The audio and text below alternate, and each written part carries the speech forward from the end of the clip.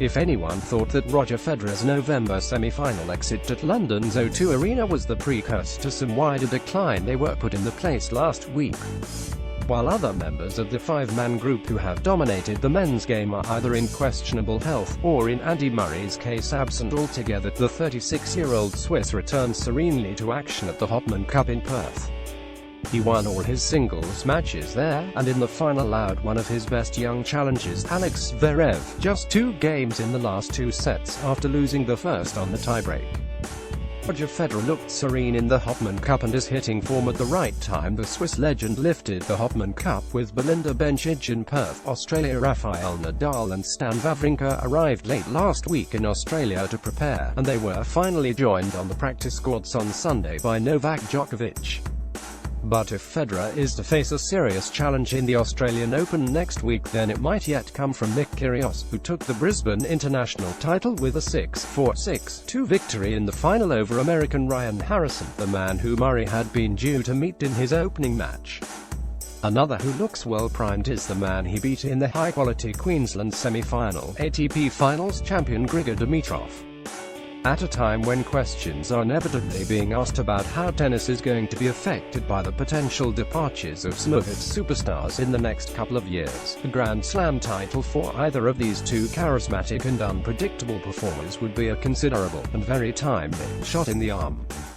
Kyrgios is one of 2 home players with exceptional talent. The other is the wayward Bernard Tomic, who, having been refused a main draw wildcard, seriously considered entering Australia's version of I'm a Celebrity Get Me Out of Here, instead of playing this week's qualifying event. At times it has looked like the highly unconventional Kyrgios might go a similar way, but the signs are that he may be taking the game quite seriously, at least at the moment. 12 months ago he admitted that he had barely done any physical work during the off-season, bar playing games of basketball, his favorite passion. Last week he reported a more professional approach to keeping himself fit and trying to prevent the injuries that always threaten to flare up.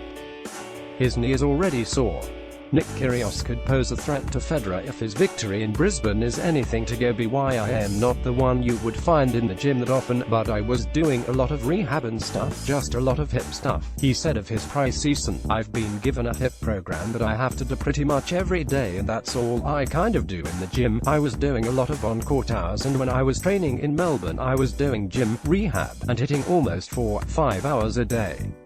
And I felt good, like every other player on tour. Federer has good reason to fear Kyrgios if he gets his act together. The two have faced each other twice, winning one each, and every set they have played has been a tiebreak, both of the matches going the full distance. A fascinating aspect is that, unlike many other players, Kyrgios is not intimidated and does not go out of his way to give the great Swiss much respect. Dimitrov, under the shrewd guidance of Murray's ex-coach Danny Valverde, looks like he may be finally coming of age. It is not just that he has a beautiful game, but that he has real charisma which, off the court, has attracted the likes of Serena Williams, Maria Sharapova and his current girlfriend Nicole Scherzinger. Last week he athletically vaulted the net to offer assistance when his British opponent Kyle Edmund fell nastily on his ankle and lay stricken on the floor, letting out a yelp of pain. Federer has good reason to fear Kyrgios if the talented Australian gets his act together, as Edmund remarked afterwards. He was not surprised, as this would be typical of the Dimitrov he knows. So if someone is to emerge by the end of this month to give the sport a much-needed new champion, the Bulgarian and Kyrgios are potential candidates.